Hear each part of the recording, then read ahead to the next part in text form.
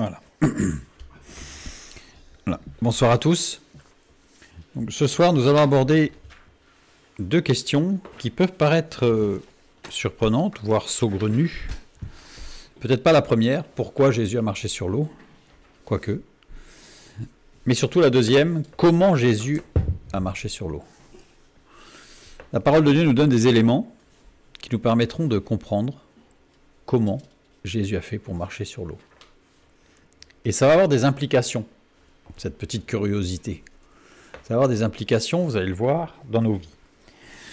En dessous du titre, j'ai mis que c'était en lien avec une ancienne vidéo qui date de 2014, donc l'une des toutes premières, qui est marché sur l'eau avec Jésus, et qui peut être en lien avec ce que nous allons voir ce soir, en tout cas compléter. Elles sont indépendantes, il n'y a pas de lien direct, mais ça peut être très intéressant à compléter. Le deuxième point dans l'introduction que je voulais signaler, c'est qu'il va y avoir un petit peu de sciences physiques. J'ai essayé de simplifier au maximum. Donc les spécialistes, certains vont peut-être me dire que j'ai trop simplifié, l'objectif n'étant pas de faire un cours de sciences. Et pour certains vont dire que c'était un peu trop compliqué, mais ça permet d'avoir des éléments à ceux qui ont la capacité ou les possibilités d'aller chercher et creuser pour aller encore plus loin, surtout quand il y a des contradictions, des contradicteurs. Et là, ça permet en fait d'avoir des éléments pour aller jusqu'au bout et se rendre compte que voilà, c'est pas sorti de nulle part et que c'est construit sur des choses solides. Ceci étant dit, nous pouvons commencer avec notre lecture. Matthieu, chapitre 14, versets 22 à 34. Aussitôt après, il obligea les disciples à monter dans la barque et à passer avant lui de l'autre côté pendant qu'il renverrait la foule. Quand il l'eut renvoyé, il monta sur la montagne pour prier à l'écart. Et comme le soir était venu, il était là seul. La barque, déjà au milieu de la mer, était battue par les flots, car le vent était contraire. À la 4e veille de la nuit, Jésus alla vers eux, marchant sur la mer. Quand les disciples le virent marcher sur la mer, ils furent troublés et dirent « C'est un fantôme !» Et dans leur frayeur, ils poussèrent des cris. Jésus leur dit aussitôt « Rassurez-vous, c'est moi, n'ayez pas peur. » Pierre lui répondit « Seigneur, si c'est toi, ordonne que j'aille vers toi sur les eaux. » Et il dit « Viens, Pierre, sortit de la barque, et marcha sur les eaux pour aller vers Jésus. » Mais voyant que le vent était fort, il eut peur. Et comme il commençait à enfoncer, il s'écria « Seigneur, sauve-moi !» Aussitôt Jésus étendit la main, le saisit et lui dit « Homme de peu de foi, pourquoi as-tu douté ?» Et ils montèrent dans la barque, et le vent cessa. Ceux qui étaient dans la barque vinrent se prosterner devant Jésus et dirent « Tu es véritablement le Fils de Dieu. » Après avoir traversé la mer, ils vinrent dans le pays de Génézareth. La première chose que nous allons voir, c'est pourquoi se poser la question de comment. Puisqu'on pourrait nous dire, oui, bon, ben, c'est un miracle, Jésus, Fils de Dieu, maître de toutes les forces de la nature, fait ce qu'il veut, quand il veut, avec qui il veut, comme il veut. Donc c'est une question qui est totalement inutile. Alors on va regarder pourquoi se poser cette question. Parce que là encore, vous allez voir que c'est riche d'enseignements. Genèse chapitre 2, verset 2. Dieu acheva au 7e jour son œuvre qu'il avait faite, et il se reposa au 7e jour de toute son œuvre qu'il avait faite. Se reposer ici, Shabbat, ce qui a donné le Shabbat. Shabbat, se reposer, interrompre, cesser, imposer silence, mettre un terme. Au 7e jour de toute son œuvre qu'il avait faite, faite c'est Asa, qui est conjugué au mode parfait. Ça veut dire que l'action est accomplie, terminée, instantanée, unique, accomplie dans le passé, c'est fini, c'est fait, totalement fait. On n'y revient pas. Sinon c'est de l'imparfait. Là c'est du parfait. Alors que se reposer est au mode imparfait. Imparfait, ça veut dire que l'action ou le processus non accompli, inachevé est prolongé. C'est-à-dire que ça va perdurer dans le temps. Donc ce qu'il a fait, c'est fini, c'est fait, une fois pour toutes. Et le repos, c'est quelque chose qui va durer dans le temps. Le verset 3, le verset qui suit. Dieu bénit le 7e jour et le sanctifia, parce qu'en ce jour, il se reposa de toute son œuvre qu'il avait créée en la faisant. Se reposer, toujours Shabbat, conjugué au mode parfait, cette fois-ci. Action accomplie, terminée, instantanée et unique. En la faisant, Asa, conjugué au mode infinitif, substantif verbal correspondant à un participe présent, employé avec un verbe pour renforcer son sens, dans le sens de vraiment, certainement, avec attention. C'est-à-dire que l'action de se reposer est complémentaire à l'action de créer. C'est-à-dire que d'un verset sur l'autre, on a une sorte d'inversion dans les conjugaisons. C'est-à-dire qu'il y a quelque chose qui a été fait, puis quelque chose qui se continue, et au verset suivant, c'est l'inverse. Ce qui se continuait a été fait, et ce qui était terminé se continue. Donc il y a une sorte de contradiction, en fait, d'opposition entre ces deux versets. Or, pas du tout. Pas du tout, puisque ça veut dire qu'elles sont complémentaires, et que l'une va avec l'autre après. Mais l'action de se reposer a aussi eu lieu lors de la création. Lors de la création, il s'est aussi reposé. Et elle continue après. Alors on va y voir plus clair, on va lire Hébreux chapitre 4, verset 4, qui nous dit « Car il a parlé quelque part ainsi du septième jour, et Dieu se reposa de toutes ses œuvres le septième jour. » Ce qui est très très intéressant entre l'Ancien et le Nouveau Testament, c'est que ce sont deux langues différentes, très très riches, mais en allant chercher dans l'une et dans l'autre, eh bien en fait on se rend compte qu'elles sont totalement supplémentaires, et on a quelques couleurs parfois qui sont plus précises ou plus fines en prenant les deux. C'est ce que l'on va regarder avec le verbe se reposer, katapauo, en grec, qui veut dire tranquilliser, contenir. Kata, envers, contre, pauo, préserver une chose ou une personne de quelque chose. Il est conjugué à l'aoriste, ce verbe. Le concept du verbe ne fait pas référence au passé, au présent ou au futur, c'est-à-dire que c'est tout le temps vrai. C'est pas, parce que nous, conjugués au passé simple, il se reposa, on a l'impression que il se reposa, top, c'est fini. Alors qu'en grec, c'est intraduisible en français, puisque c'est ni passé, ni présent, ni futur. Ça, on ne sait pas le rendre. On ne peut pas le rendre en français. Donc le repos de Dieu égale la gestion de Dieu. C'est-à-dire qu'il a créé, il s'est reposé, mais pendant son repos, il a continué à gérer la création. En fait, ce qui s'est passé, c'est que pendant 7 jours, il a créé. Donc pendant la création, Dieu a ponctuellement géré et veillé, puisqu'il a créé des nouveaux principes. Le principe de la matière, le principe de l'âme, le principe de l'esprit. C'est pour ça qu'intervient 3 fois le mot bara, qui veut dire créer de rien. 3 concepts de la création complète. Et Dieu a géré, veillé. Il n'a pas donné une action, une sorte de pichenette au début, puis ainsi, l'évolution va faire que, pouf, au bout, ça va être formidable. Parce que j'ai déjà tout prévu, ça aurait pu. Mais le texte nous dit que c'est pas ça. Le texte nous dit que il a géré de bout en bout. Donc il n'a pas la petite pichenette du début qui fait que tout se déroule. C'est qu'il a fait tout au long. Et après la création, Dieu continue de gérer et de veiller pour l'équilibre de toute la création. C'est-à-dire qu'il se passe quelque chose qui crée, Dieu gère avec précision, mais cette chose qui a créé va être encore active pour gérer par la suite. Après les 7 jours de la création, il n'y a plus de création. Et Dieu ne violera pas les lois qu'il a créées. C'est-à-dire qu'il y a eu 7 jours de création, puis il n'y a plus de création. Il n'y a rien de nouveau. Tout est déjà créé. On a un exemple dans le livre de Jonas, avec Jonas, où il est dit, Dieu envoya un grand poisson pour Jonas. Littéralement, Dieu envoya un grand poisson qui a été créé lors de la création pour être là au moment où il fallait.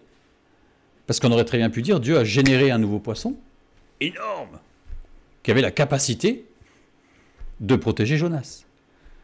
Mais le texte biblique ne nous dit pas ça. Le texte biblique nous dit que dès les jours de création, dès les 7 premiers jours de création, il avait déjà prévu le poisson qui serait là le jour où Jonas tomberait à l'eau.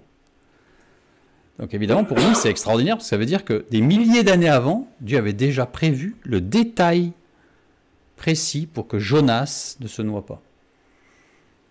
C'est pour ça que d'essayer de rechercher quelle espèce de poisson c'est peut-être totalement inutile, parce que peut-être qu'après, cette espèce a disparu. Peut-être que ce poisson, peut-être que ce poisson était le dernier de son espèce, puisqu'il était là pour Jonas. mais il a existé avant pour être là pour Jonas. Donc tout a un but, tout est ordonné, tout est précis. Dieu a créé le poisson, et ensuite il a tout géré dans la filiation de ce poisson de départ jusqu'à Jonas. Il a survécu au déluge. Ah bah oui, les poissons ont survécu au déluge. Enfin, une grosse partie des poissons. Donc l'idée, c'est qu'à partir du moment où Dieu a créé toute chose en 7 jours, et ensuite il a géré tout avec les lois qu'il a faites, comment Jésus a-t-il pu marcher sur l'eau et vaincre la pesanteur? Parce que la pesanteur, ça reste quand même une loi naturelle qu'il est difficile de violer. C'est-à-dire que difficilement dire bah, finalement j'en ai plus besoin donc je m'envole. Ça marche pas. Ça ne fonctionne pas. Donc on voit que la question elle n'est pas anodine en fait.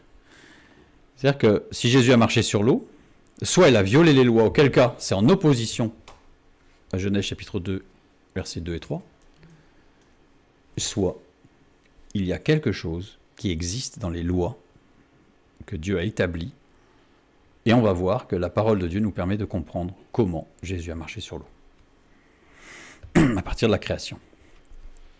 Lisons Matthieu 14, 22.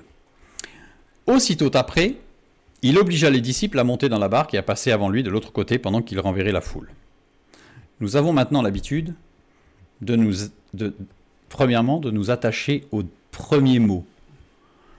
Aussitôt après. Comme s'il y a un lien. Il y a un lien. Et aussitôt après quoi? On va le voir. D'abord, il obligea. C'est fort. Anakazo. Forcer, conduire à, contraindre. Donc, il a forcé les disciples qui ne voulaient pas. C'est-à-dire que ce mot montre bien que les disciples, vous n'avez pas du tout l'intention d'y aller. Il vient de anake, nécessité. Donc c'était une nécessité que les disciples devaient partir. Aussitôt après, Éoutéos. Éoutéos, immédiatement, à l'instant précis. C'est très fort. C'est pas, bon, on ramasse, non, c'est à l'instant précis, et immédiatement, il fallait absolument partir. Les disciples ont juste demandé ce qui se passait. Hein. Parce que le texte sous-entend que Jésus, non pas été pressé, mais était ferme en disant, maintenant, il faut y aller. Et en plus, vous partez, et pas moi. Donc c'est-à-dire, quelque part, il leur dit, c'est vous qui partez. Ils viennent de vivre quelque chose d'extraordinaire, il y a une foule formidable, c'est l'enthousiasme, c'est la joie, et Jésus dit aux disciples, non, pour vous, vous partez. Donc les disciples, forcément, ça doit être compliqué. Aussitôt après quoi? Matthieu 14, 14 à 21, c'est la première multiplication des pains. Un jeune garçon ayant 5 pains et 2 poissons les apporte à Jésus, qui, avec cela, nourrit environ 5000 hommes sans les femmes et les enfants. Extraordinaire. Extraordinaire. Ils vivent quelque chose d'à peine croyable. Et là, immédiatement après, Jésus a dit, vous partez. Vous partez, c'est le soir, vous allez partir dans la nuit, sur l'eau, vous partez. Frustration, évidemment. Frustration. Récit rapporté par les 4 évangiles, ce récit de la première multiplication des pains. Mais avec une information supplémentaire dans l'évangile de Jean. Jean nous donne un détail qui nous permet de comprendre pourquoi, aussitôt après, il fallait partir. C'est au verset 15, chapitre 6, quand il est dit « Et Jésus, sachant qu'ils allaient venir l'enlever pour le faire roi, se retira de nouveau sur la montagne lui seul. » Sachant qu'ils allaient venir pour le faire roi. Et là, c'était pas bon. Le peuple voulait le proclamer roi. Bah oui, imaginez, vous mettez un roi qui est capable de vous donner à manger sans avoir besoin de travailler. C'est quand même pas beau, ça, hein, c'est formidable. L'État-providence, plus que l'État-providence, c'est formidable. Donc, extraordinaire. Donc, lui, il faut le mettre à la tête du pays, c'est une évidence. Les disciples partageaient le même enthousiasme. Bah oui, forcément. En plus, avec un peu de fierté, c'est notre maître à nous. Un grand moment semblait se préparer. Ça y est, ils allaient le faire roi. Ils allaient venir le faire roi. Et à l'instant où tout allait être déclenché, Jésus dit non, vous partez. Donc, il fallait, parce qu'il ne fallait pas qu'il soit roi là, évidemment. Donc on comprend bien qu'il y a un déclic il y a une bascule, il y a un basculement très important qui allait se produire, il ne fallait pas. Donc là, à l'instant précis où ça se produit, où là ça va se déclencher, donc on imagine la tension, hein. Jésus dit, vous montez dans la barque et vous partez. Donc évidemment, il a fallu les contraindre. Donc aussitôt après ça, il obligea les disciples à partir. Ça, c'est un détail qui va nous permettre de comprendre pourquoi il a marché sur l'eau. D'ailleurs, le lien n'est pas direct. Vous allez voir que si. Il va venir. Le verset 25. Donc, il y a tout le... on passe une partie du récit. À la 4e veille de la nuit, Jésus alla vers eux, marchant sur la mer. Donc ça, c'est le verset clé, ça y est. Il marche sur l'eau. Le verbe marcher ici, péripathéo, qui veut dire circuler, aller et venir, faire bon usage des opportunités, avec sur la mer, épi, qui veut dire, alors, employé avec un accusatif, parce qu'en fonction de son emploi, ça veut dire beaucoup de choses, donc on ne peut pas mettre toute la liste, mais employé avec un accusatif, désigne un déplacement en hauteur, amenant une situation à une situation stable, avec une notion d'espace successif. Okay. La mer, ten talasan, la mer, déclinée à l'accusatif. Donc, épi veut bien dire cela. Au-dessus d'eux. Donc il est bien sur l'eau. Il n'est pas en train de marcher à moitié dans l'eau. Il est dessus. Il est bien au-dessus. Décliné à l'accusatif, ça veut dire qu'exprime l'objet direct du verbe, la direction et la durée.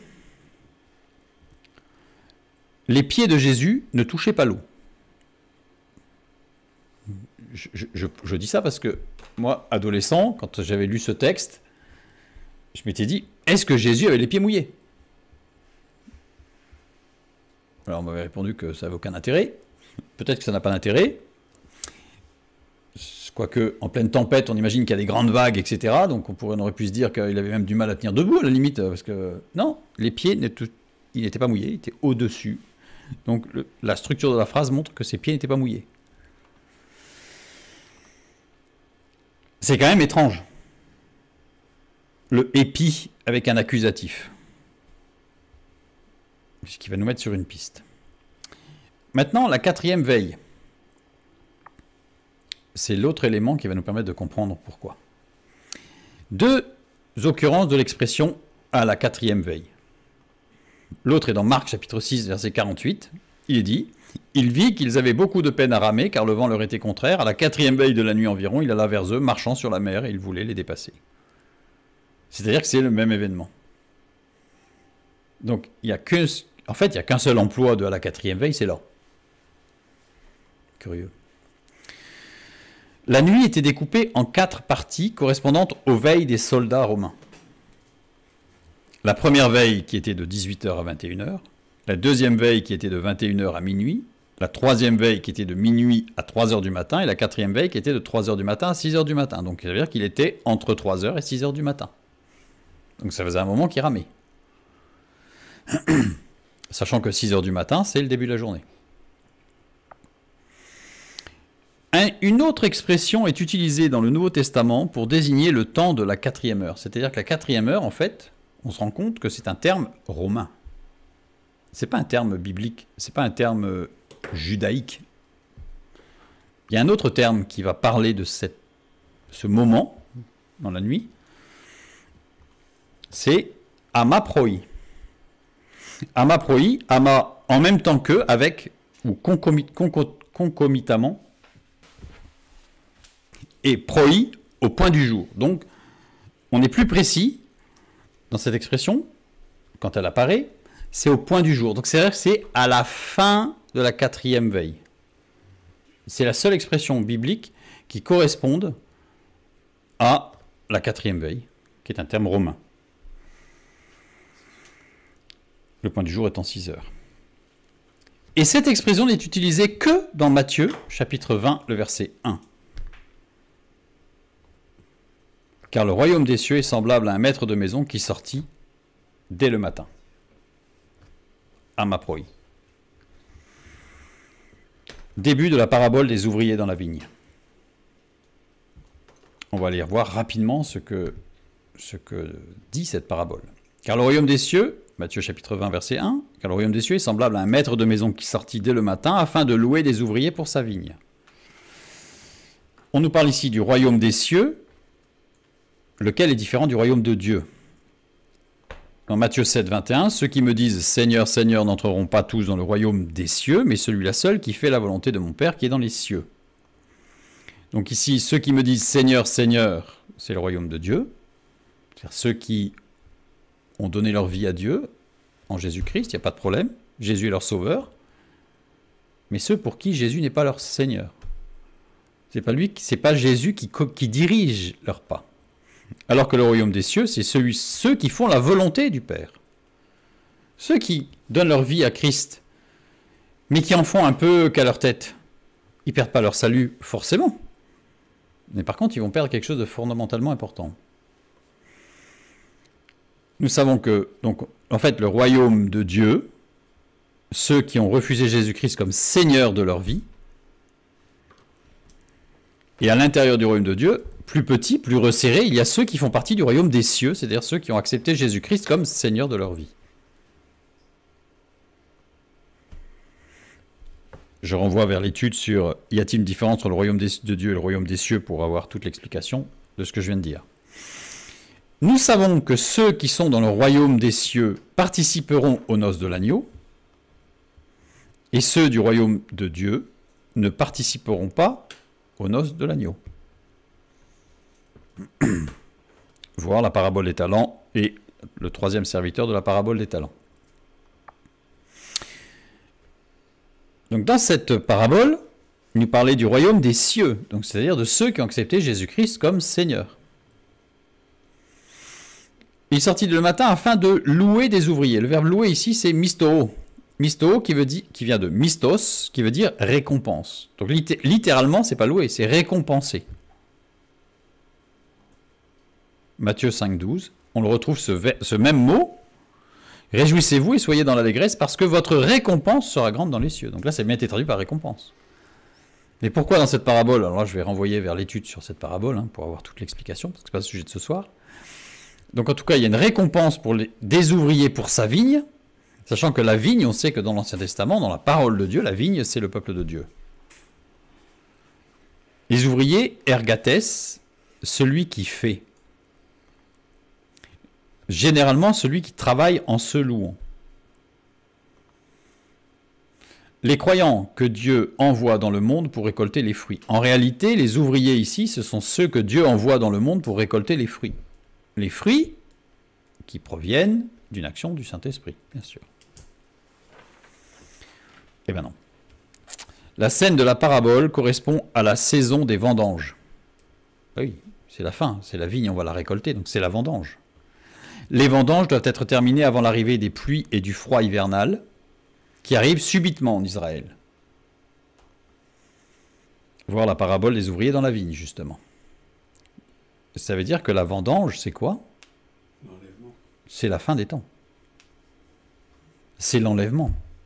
La parabole de la vigne, en fait, n'a rien à voir avec le témoignage dans le monde et récolter des fruits dans le monde. C'est le royaume des cieux et c'est la récompense des ouvriers à la récolte.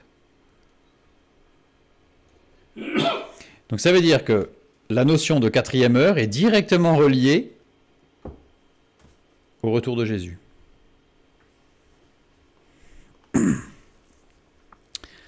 Petit retour sur un attribut du Fils de Dieu. Jean 1,1. Au commencement était la parole, et la parole était avec Dieu, et la parole était Dieu. Elle était au commencement avec Dieu. Le mot parole ici, c'est logos. Logos, et non pas aletheia, qui veut dire aussi parole en grec, mais aletheia, qui veut dire parole de vérité, donc une parole forte. La parole de vérité est du même ordre, comme la main qui donne, qui reçoit, comme le geste. Comme les gestes d'imprécation, elle est une force religieuse qui agit en fonction de sa propre efficacité. C'est une citation que j'ai mis ici pour montrer ce que ça signifie aletheia. Aletheia, c'est une parole efficace. Il y a l'efficacité, il y a l'intemporalité, il y a aussi la parole de justice dans aletheia.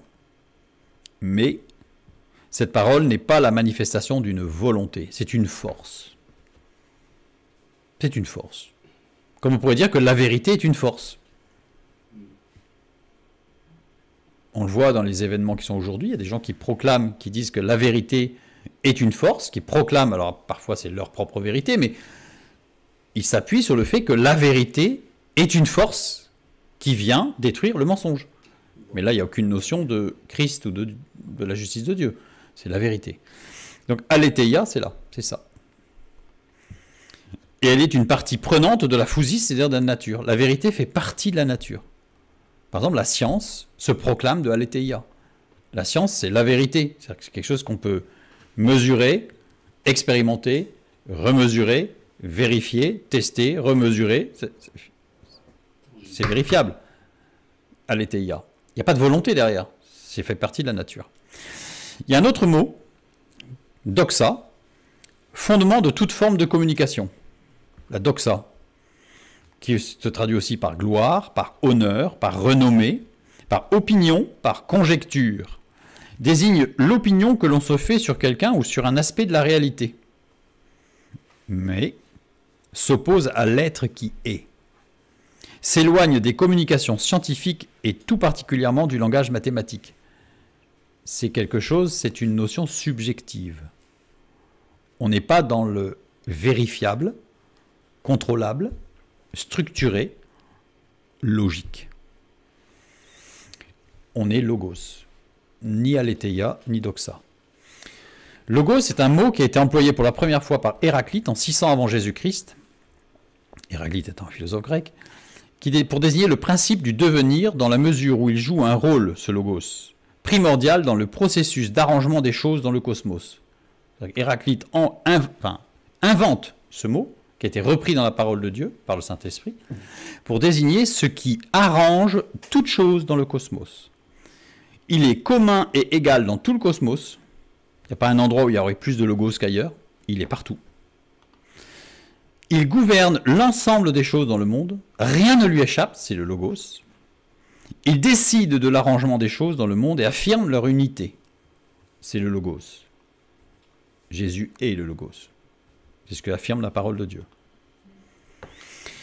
Héraclite emploie parfois l'expression de logos-feu pour désigner un principe qui est incorporel et spirituel avec une action sur la matière. C'est-à-dire qu'en fait, il considère qu'il y a des choses qui ne sont pas matérielles, mais qui agissent sur la matière, qui font partie du logos. C'est-à-dire que le logos intervient sur la matière, mais n'est pas forcément matière.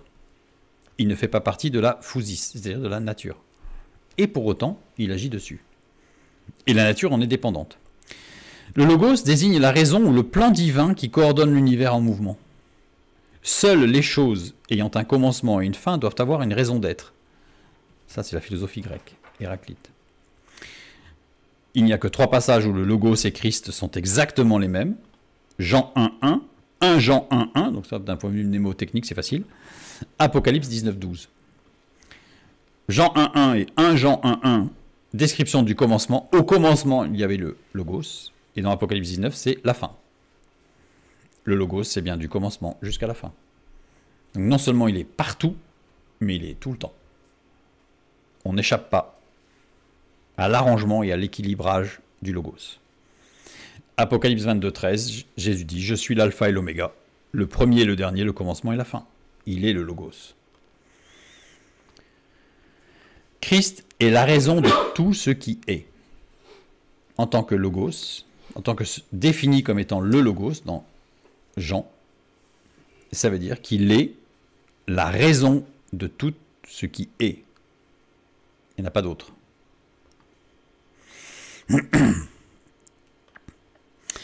Jean 1.1, évidemment, est directement relié à Genèse 1.1.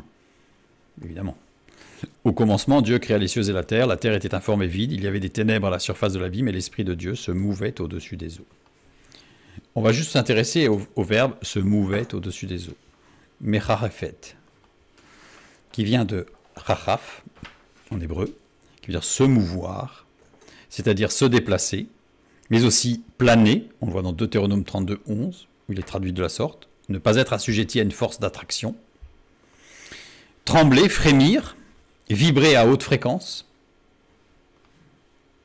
Il est conjugué au radical piel, c'est-à-dire à l'intensif, actif, exprime une action répétée, exprime une action étendue. En fait, ici, nous avons une description du logos dans son implication matérielle. Planer, le Saint-Esprit de Dieu, l'Esprit de Dieu planer, et au travers de ce verbe planer, on a l'expression de l'action du logos sur la matière. Une vibration continue, étendue et intense. Je fais un résumé ici, je renvoie vers les études, la création état original et la création et état original et la théorie des cordes, pour avoir toute l'explication sur cette profonde réalité de l'action du logos dans l'univers. Maintenant, quelques éléments de physique. Sur la Terre, la gravité est une force qui attire les corps massifs vers le sol. Alors je sais que les corps s'attirent entre eux, etc., mais je simplifie, parce que ça, tout le monde le connaît. Je lâche un objet, il tombe par terre. C'est la force de gravité. Pour lutter contre cette force, on connaît la poussée d'Archimède. Un bateau flotte. Il ne coule pas. Il ne descend pas jusqu'au fond de la mer. Pourquoi? Parce qu'il y a la poussée d'Archimède. Force particulière que subit un corps placé entièrement ou partiellement dans un fluide. Ce fluide pouvant être un liquide ou un gaz. Dans le cas du bateau, c'est de l'eau. Donc il s'enfonce partiellement, puis il y a une poussée qui fait que ça s'équilibre et il ne coule pas. Qui équilibre le poids. Les montgolfières exploitent le principe de la poussée d'Archimède en devenant plus légère que l'air ambiant, en créant une dépression entre le haut de la montgolfière et le bas de la montgolfière. Vous ne pourrez jamais avoir une montgolfière qui fait 50 cm de hauteur. Il n'y aurait pas assez de différence de hauteur pour avoir une suffisamment grande différence de pression pour que la montgolfière monte. Cette force provient de l'augmentation de la pression du fluide avec la profondeur ou l'altitude. Si la pression est plus forte sur la partie inférieure d'un objet immergé que sur sa partie supérieure, il en résulte une poussée globalement verticale ascendante. C'est-à-dire que si c'est, alors que je ne dise pas de bêtises, si c'est inférieur, si la pression est plus forte en dessous et moins forte au-dessus, ben celle du dessous gagne en quelque sorte et pousse l'objet vers le haut. Logique. Et à l'inverse, si la pression sur la partie inférieure d'un objet immergé est identique à celle sur sa partie supérieure, l'objet est stable. C'est-à-dire que si je rajoute la pression supérieure, le poids, et la pression inférieure, et que tout ça s'annule, ben, l'objet ne bouge plus. Il est stable. Le bateau, par exemple, il est posé sur l'eau, il ne bouge plus. On peut aussi générer une différence de pression entre la face inférieure d'un objet et sa face supérieure en utilisant une onde acoustique. Qu'est-ce qu'une onde acoustique? Correspond à des zones successives de compression et de décompression du fluide porteur.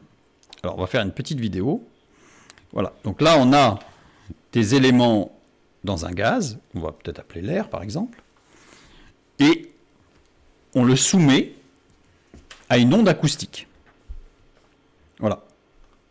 Qu'est-ce qui se passe? Les molécules de gaz se déplacent localement de haut en bas, de telle sorte que la pression augmente dans certaines zones, flèche rouge, et diminue dans d'autres zones, flèches bleues qui vont arriver. Ici, je relance. Voilà, on a des flèches bleues et des flèches rouges qui montrent qu'on a des zones de faible pression et de forte pression par un mouvement des molécules qui vont de haut en bas. Les molécules en elles-mêmes, elles ne bougent pas. Le mouvement de l'onde est vertical, ascendant ici. C'est pas? Je refais. Le mouvement des molécules de gaz est un mouvement de va-et-vient sans déplacement global de la matière. C'est-à-dire qu'on voit bien les points rouges ici montrent que ils bougent, mais ils ne se déplacent pas. C'est le fameux bouchon quand vous pêchez. Vous jetez un bouchon en liège sur l'eau, vous jetez un caillou à côté, ça fait des vagues. Mais le bouchon, il va de haut en bas, mais il reste au même endroit, il ne suit pas la vague. Parce qu'en fait, là, on est sur une onde. Donc, il en est sur une onde, donc il fait un mouvement vertical, mais il ne se déplace pas. Le déplacement local est parallèle à l'onde de pression. Il s'agit d'une onde longitudinale. On continue. Donc, je reprends ma petite vidéo. En un point donné de l'espace, le temps entre deux maxima de pression s'appelle la période temporelle. C'est-à-dire qu'en fait, on a un déplacement en local et on a une période de temps qui s'écoule. La distance entre deux maxima de pression s'appelle la longueur d'onde. C'est-à-dire qu'ici, si je prends, cette fois-ci, les distances entre les points forts et les points faibles de pression, forte pression et faible pression, on appelle ça la longueur d'onde. Et la vitesse de propagation de cette onde se calcule à partir de ces deux paramètres, c'est-à-dire qu'on a V égale lambda sur T. En faisant varier certains paramètres, on peut obtenir une onde stationnaire. Une onde qui ne se déplace pas. On a vu tout à l'heure, l'onde, elle se déplaçait verticalement, la flèche verte. On peut, dans certains cas, obtenir une onde stationnaire qui ne se déplace pas. C'est-à-dire qu'il y a des mouvements locaux, mais qui ne se déplacent pas. Il n'y a pas de mouvement global de l'onde. Il suffit, alors j'ai mis entre guillemets parce que c'est vite dit, mais il suffit de générer deux ondes progressives qui se propagent en sens contraire pour obtenir des interférences, et on obtient quelque chose comme ceci, c'est-à-dire que les molécules se déplacent comme ça localement, mais globalement, il n'y a rien qui bouge. C'est ce qu'on appelle une onde stationnaire. Presque fini avec la physique. Donc, on le voit ici, je l'ai reschématisé, puis voilà, on voit ce que ça peut donner au niveau pression. Voilà, on a la pression et ça bouge. Ce qui est intéressant, c'est qu'à certains endroits, les deux ondes s'annulent. On parle de nœud de l'onde stationnaire. C'est-à-dire que vous voyez ici, les points qui sont fléchés en rose sont des points qui sont sur l'axe 0, au niveau pression, et qui restent à 0, qui sont toujours à 0. On appelle ça des nœuds de l'onde stationnaire, puisqu'elles sont toujours à 0. Dans les zones, les interférences sont constructives, donc on a les autres zones, quand on n'est pas dans un nœud. Constructive, ça veut dire qu'elles s'additionnent, ou se soustraient, hein, ça dépend dans le sens. La pression y évolue très fortement et très rapidement. C'est-à-dire que là, évidemment, je vous ai fait ça au ralenti, mais ça va très très vite. À la limite, ce n'est même pas perceptible, tellement ça va vite. On parle de ventre de l'onde stationnaire. Donc on a des ventres, qui peuvent être, là j'ai mis en bleu, par exemple, surpression, dépression, surpression, dépression, puis ça varie. Hein. Voilà, on a vu tout à l'heure, ça bouge, donc ce qui est en surpression passe en dépression, etc. Si je place un objet dans un champ d'onde stationnaire, maintenant j'ai un champ d'onde stationnaire, comme ça j'ai réussi à le créer, c'est pas très très difficile, et je place un objet. L'objet est soumis à plusieurs forces selon l'endroit où il se trouve. Alors, on va prendre ici une onde, avec des nœuds, comme on a vu tout à l'heure. L'objet est soumis à la force gravitationnelle. C'est-à-dire que si je mets un objet, je le pose à un endroit, voilà, je le lâche, il va tomber. Enfin, a priori, si je ne prends pas en compte l'onde stationnaire dans laquelle il est, j'ai le poids qui s'exerce, donc il descend. S'il est placé dans un ventre de pression, de forte pression, la force de pression est plus importante sur la face supérieure, puisqu'ici j'ai une différence de pression entre le haut et le bas de l'objet, puisqu'ici je suis en forte pression, ici en dépression, j'ai une différence de pression qui fait que l'objet, qu'est-ce qu'il fait? Il descend. Il descend. On continue. Donc ici, on a vu que il descend l'objet, il arrive ainsi au niveau d'un nœud, c'est-à-dire qu'il va descendre, il descend, puisque la force augmente, puis, et il arrive à un moment donné, il descend, il descend, il descend, il descend, jusqu'à ce qu'il arrive à un nœud. Qu'est-ce qui se passe quand il arrive au niveau du nœud? Au niveau du nœud, c'est 0. Quand il est en face le nœud, qu'est-ce qui se passe? Les forces s'exerçant sur la face supérieure et inférieure s'annulent. Le nœud, c'est que la force résultant de l'onde stationnaire fait que le haut et ce qui est en haut et en bas est identique. Il y en a un qui pousse, l'autre qui tire, ce qui fait que ça s'annule. Donc il reste le poids. Il reste le poids, donc ça veut dire que le poids demeure, donc l'objet continue à descendre. Il continue à descendre. Il continue à descendre.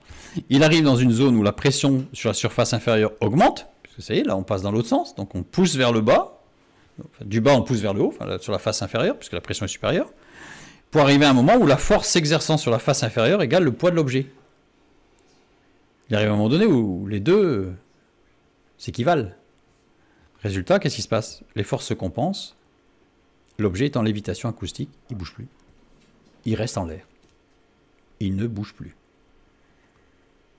En plaçant un miroir éclairé par une lampe à effet stroboscopique, en arrière-plan d'un émetteur acoustique dans un milieu gazeux coloré, donc celui que je vais vous montrer c'est à l'azote, on peut voir les nœuds d'ondes acoustiques. C'est-à-dire que ici, c'est juste du gaz en fait qui est coloré par une lampe à effet stroboscopique, et on va voir, à un moment donné, on met l'émetteur en route, et on voit les ondes. À l'œil, on ne peut pas les voir dans l'air, mais là on les voit. On voit les pressions sur pression et on voit les nœuds. C'est quelque chose qu'on ne peut pas voir, c'est totalement invisible. Sauf avec un petit stratagème, évidemment. Donc prenons un petit montage maintenant ici. On a plusieurs émetteurs d'ondes longitudinales, bon, qui sont mis sur une partie sphérique pour pouvoir concentrer, etc. Enfin, ça c'est des astuces, je dirais, pour faire mieux. Eh bien, là, les ondes, on les met en route. Si je mets une bille au milieu, non pas à chaque nœud, mais à chaque nœud moins le poids, enfin, vous voyez, au niveau de la force, donc il y a un petit décalage. Donc là, si c'est des billes de polystyrène, le décalage est quasiment nul, mais on pourrait imaginer des billes plus lourdes. Alors, après, c'est une question de puissance, pas non plus mettre une voiture, c'est un peu compliqué. Mais là, c'est en lévitation. On appelle ça de la lévitation acoustique. Et en fonction des fréquences utilisées, on peut ne rien entendre et ne rien soupçonner. Et pourtant, ça lévite. On peut passer un objet dessous, entre les deux, ça lévite. La lévitation acoustique. Si une partie des émetteurs acoustiques sont reliés à la Terre, le poids devient prépondérant et les objets descendent. Le montage il est intéressant parce qu'avec plusieurs émetteurs, si j'en mets à la Terre, qu'est-ce qui se passe? Ben, les objets descendent tout doucement. Ils descendent tout doucement. Si j'en mets un à la Terre, poup, il descend. Si j'en mets deux, il va descendre plus vite. Si j'en mets trois, il va descendre encore plus vite, puisque la puissance fait que le poids augmente, la force résultant de la pesanteur augmente par rapport à la pression exercée sur l'onde stationnaire. Pour que la lévitation acoustique fonctionne, il faut tout particulièrement veiller à deux paramètres. Il faut que les fréquences des deux ondes longitudinales soient parfaitement en phase, sinon ça ne marche pas. Il faut que la distance entre les émetteurs d'en haut et les émetteurs d'en bas soit exactement une distance multiple de la longueur d'onde de l'onde stationnaire. Il me faudrait mon câble.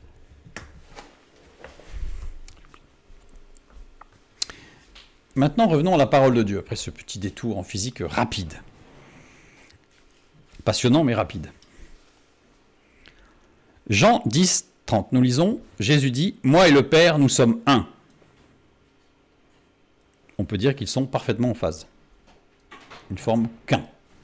Donc ils sont parfaitement en phase. Donc à ce moment-là, évidemment, tout peut très bien se passer dans la communication. Ésaïe 41, 10, nous lisons, « Ne crains rien, car je suis avec toi. Ne promène pas des regards inquiets, car je suis ton Dieu. Je te fortifie, je viens à ton secours, je te soutiens de ma droite triomphante. » Je fais une petite pause. Je me suis toujours demandé pourquoi on parlait toujours de la main droite de Dieu et jamais de la gauche.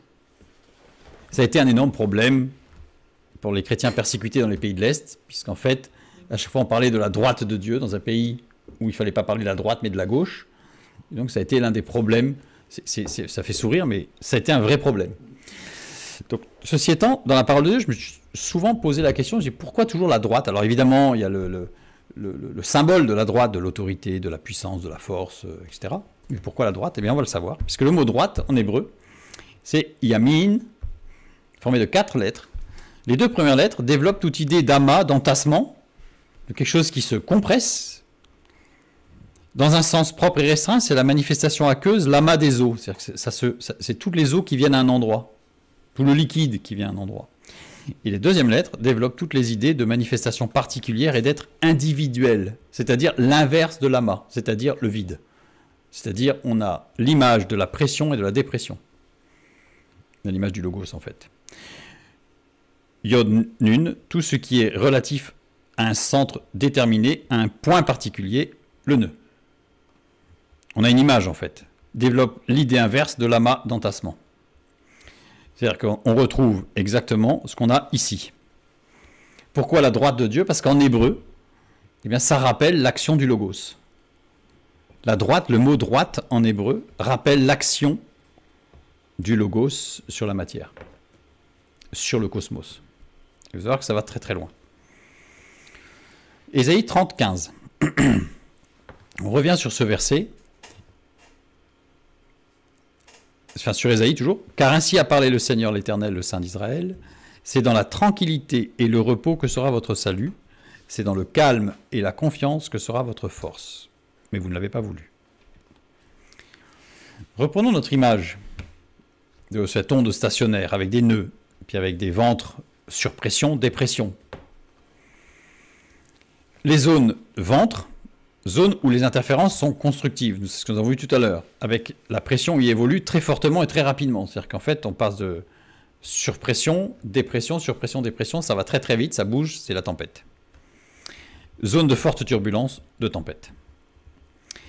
Alors que le nœud, c'est une zone de stabilité. Rien ne bouge. Pourtant, c'est juste à côté, hein, mais rien ne bouge. Matthieu 14, 24, 34. Notre texte. Nous lisons. Je ne vais pas relire le texte, mais je vais juste souligner certains textes. La barque, déjà au milieu de la mer, était battue par les flots, car le vent était contraire. Là, on est vraiment dans une zone de tempête. À la 4e veille de la nuit, Jésus alla vers eux, marchant sur la mer. Là, c'est le calme. Le calme total. Pourtant, autour, c'est la tempête, mais lui, c'est le calme. Quand les disciples le virent marcher sur la mer, ils ont peur. Incompréhension. Comment être si proche de Jésus, puisqu'ils étaient quand même à côté, ils le voyaient, ils n'étaient pas loin. Hein. Certes, on est sur l'eau, mais on est dans la nuit. Donc s'ils le voient, il n'y a pas de lampadaire, c'est-à-dire qu'il n'est pas loin. Donc comment être si proche de Jésus et connaître une telle différence de situation? Il est juste à côté de nous, Jésus. Lui, c'est le calme. Ses vêtements ne bougent pas. Il est dans le calme total. Et nous, ça bouge dans tous les sens. Pourtant, il est à côté. On est à côté de lui. Comment ça se fait? C'est pas normal. Pierre sortit de la barque et marcha sur les eaux pour aller vers Jésus. Pierre, qu'est-ce qu'il a fait? Il est passé d'une zone d'interférence, une zone de tempête. Il est allé vers le nœud, vers le calme, vers Christ. Mais voyant que le vent était fort, il eut peur et comme il commençait à enfoncer, je dirais, pour reprendre l'expression de tout à l'heure, mise à la terre d'une partie des émetteurs. C'est-à-dire qu'il a des récepteurs, Pierre. Il a des récepteurs spirituels, mais il a des récepteurs physiques. Et à un moment donné, il met à la terre, on voit le jeu de mots, hein, mais il met à la terre l'un de ses récepteurs. Et là, il descend. Il descend, tout doucement, il descend. C'est pour ça qu'il descend tout doucement, parce qu'il n'a pas tout mis à la terre, il n'a pas tout mis à la masse, comme on dit. Il descend. Il descend. Aussitôt, Jésus étendit la main, le saisit. Le nœud. Cette fois-ci, c'est Jésus, la main droite, toujours, la main droite, forcément, c'était la main droite. Et ils montèrent dans la barque, et le vent cessa. Évidemment, quand Jésus monte dans la barque, c'est Jésus qui apporte la paix dans la barque. Et là, du coup, le texte laisse entendre que tout s'est calmé, mais tel que c'est construit, je pense en tout cas, que dans la barque, c'était le calme. Ça ne veut pas dire que l'eau tout autour, elle n'était pas calme. Mais il y a d'autres textes qui nous disent où il a calmé la mer et le vent. Mais là, c'était dans la barque que c'était calme. Dans la barque, il n'y avait plus de vent, c'est fini. Parce qu'on était dans le nœud. Petite remarque en passant, Matthieu 22, 14. Car il y a beaucoup d'appelés mais peu d'élus. Un seul est sorti de la barque pour aller vers Jésus. Un seul a osé quitter, c'est curieux de dire ça, hein. Un seul a osé quitter la tempête pour aller vers le calme.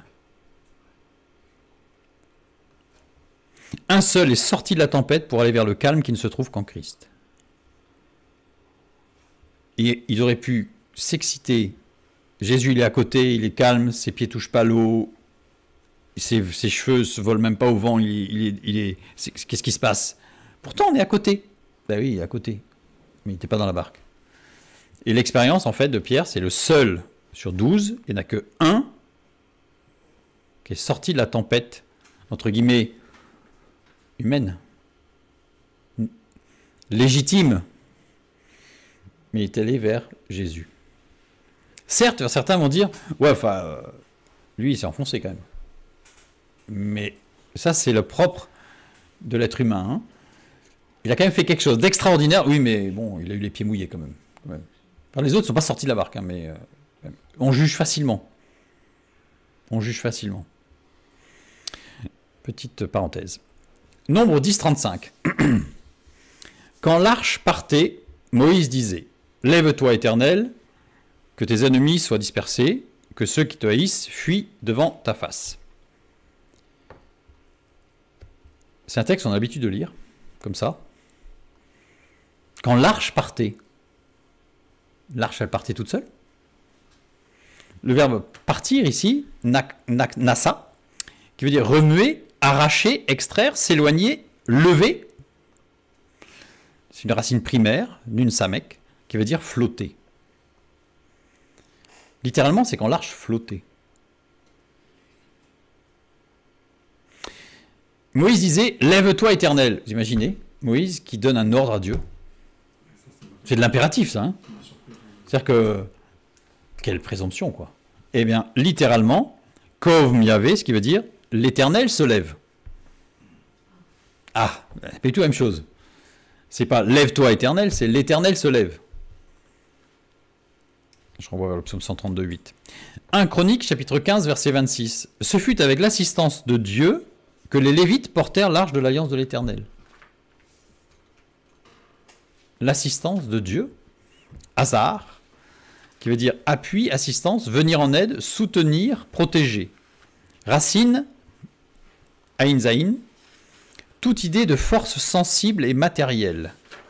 Les Lévites portèrent Nassa, toujours cette racine, tout ce qui flotte.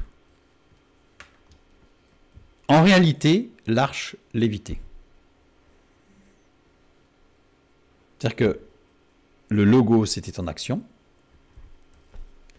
La force des ondes, une onde stationnaire, évidemment d'une puissance extraordinaire, faisait que l'arche se trouvait dans un nœud, et quand la puissance montait, l'arche levait. À ce moment-là, les 4 Lévites se mettaient dessous, et les Lévites ne portaient pas, ils suivaient. Faites un tout petit calcul du volume, le volume donné par l'arche, qui est entièrement recouvert d'or, avec des barres d'or, etc. Et faites le calcul du poids de l'arche. Imaginez seulement que 4 hommes la portent. Estimation la plus basse du poids de l'arche, la plus basse, mais vraiment en tirant vers le bas, comme on dit, 250 kilos. Ils sont 4. C'est-à-dire qu'ils portent chacun plus de 60 kilos. Et sur des kilomètres et des kilomètres. Ce sont des Lévites. Ce ne sont pas des militaires. Ce ne sont pas des gens qui sortent d'un camp d'entraînement. Ce sont des Lévites, des prêtres. Estimation haute du poids de l'arche, 800 kilos. Imaginez la tête des Philistins qui voient 4 prêtres porter un coffre de, allez, on va dire 400 kilos dans les pentes, avec les cailloux, sans problème. Et qui se disent, non mais là on n'a que les prêtres, les militaires vont arriver, les vrais guerriers sont derrière. Ceux qui, eux, sont entraînés. Imaginez la peur que ça pouvait soumettre. Mais tout ça pour dire que on lit souvent ces textes quand l'arche partait. Ouais, quand l'arche lévitait. C'est-à-dire qu'à un moment donné, l'arche se met à léviter, le peuple se dit, l'Éternel se lève, on y va. Là, les Lévites se mettent dessous et ils portent. Rappelez-vous ce que dit Jésus, Matthieu 11, 30, quand il dit « Car mon joug est doux et mon fardeau léger. » Nous n'avons pas à porter. Nous avons à nous mettre sous. Nous n'avons pas à porter notre croix. Nous avons à nous mettre sous la croix et la suivre. Évidemment, si on la soulève alors qu'elle ne veut pas se lever, et si on veut l'amener là où il ne doit pas aller, forcément, ça va être difficile. On risque de se faire mal. Alors que si, comme les Lévites, on se laisse porter, on se laisse diriger par cette lévitation acoustique, il n'y a plus de problème. Je reprends ce que nous avions vu en introduction avec le royaume des cieux, vous savez. que fait Jésus? Nous avons vu qu'au retour du Fils de Dieu sur terre, le Logos se manifestera dans sa puissance en venant dans les airs. On a vu que la 4e heure avait été directement reliée aux événements du retour de Jésus. Qu'est-ce qui va se passer? Ça reste des mystères, il y a des choses qu'on ne peut pas savoir, on ne peut pas comprendre, il y a des choses, le corps transformé, etc., le spirituel, il y a des choses qu'on ne peut pas savoir. C'est pas la peine d'essayer d'aller plus loin, il y a des choses qu'on ne peut pas savoir. Cependant, le lien est fait directement avec, oui, Jésus apparaîtra encore CORPS, encore et en chair, dans les airs. Pourquoi? Parce qu'en tant que Logos, il n'y a aucun problème. Il n'y a aucun problème. Nous avions vu à la page 3 que c'était au moment précis, Jésus a envoyé les disciples et ensuite il les a rejoints en marchant sur l'eau, au moment précis où ils allaient le faire roi. Pourquoi il est parti? Et pourquoi il a marché sur l'eau? Parce qu'en marchant sur l'eau, Jésus a montré ce que sera son retour en tant que roi des rois. Le lien est direct. Vous vouliez me faire roi parce que vous avez mangé du poisson et des pains. Mais non, vous n'avez pas compris.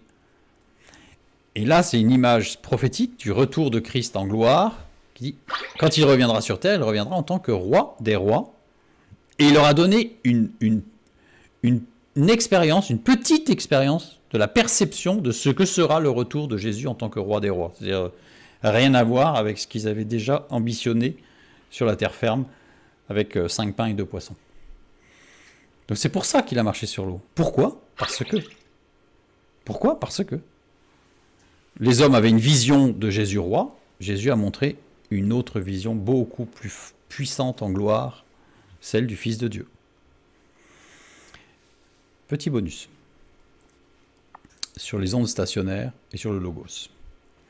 Nous avons vu que dans Jean 1.1, nous avons lu « Au commencement était la parole, et la parole était avec Dieu, et la parole était Dieu. » Colossiens 1, 16 et 17, il nous est dit « Car en lui ont été créées toutes les choses qui sont dans les cieux et sur la terre, les visibles et les invisibles, trône, dignité, domination, autorité. Tout a été créé par lui et pour lui.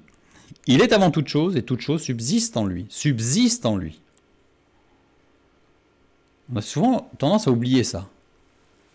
Ça continue à être parce qu'il est. Acte 17, le début du verset 28. « Car en lui nous avons la vie, le mouvement et l'être. » Petite expérience.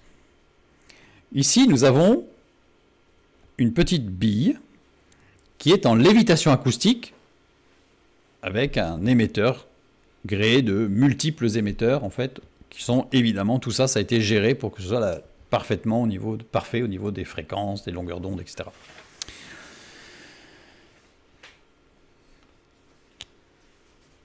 Alors, je ne sais pas si vous le voyez, j'ai essayé de mettre une vitesse, l'objet, là, la petite bille, en réglant l'onde stationnaire, on la fait tourner sur elle-même. C'est-à-dire qu'elle tourne sur elle-même, comme une planète qui tient sur du rien, qui tient nulle part, mais qui tourne sur elle-même. Et maintenant, je montre comment, enfin là ça c'est pour ceux qui voudraient faire l'expérience, etc. Ben bref, ici comment on fait une modulation en fait des différents émetteurs pour arriver à la faire tourner sur elle-même. En fait on fait l'onde stationnaire, on lui donne une légère variation pour que les pressions soient en rotation. Voilà. Et maintenant, si je mets plusieurs objets et que je gère mes ondes stationnaires, je peux faire tourner un objet sur lui-même et les faire tourner tous les autres autour de celui-là en tournant eux-mêmes sur eux-mêmes. Ça vous rappelle rien? Tout le système, tout le cosmos. Tout est par lui, pour lui, et tout subsiste en lui. Il est le Logos.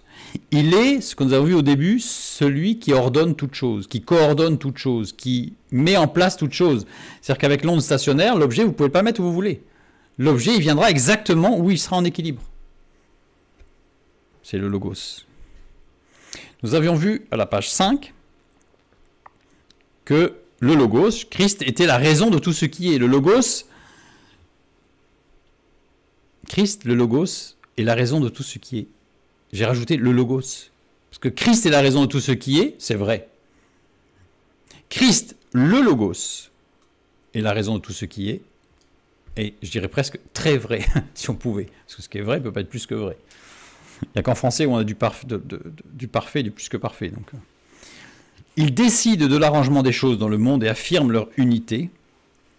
Il gouverne l'ensemble des choses dans le monde. Il est commun et égal dans tout le cosmos. Tout le cosmos est géré par le Logos. Je finis par le psaume 145, le verset 3. L'Éternel est grand et très digne de louange, et sa grandeur est insondable.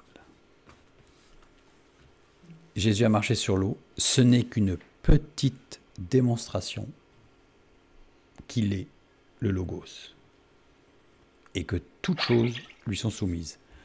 Mais en tant que Logos, il est le calme parfait.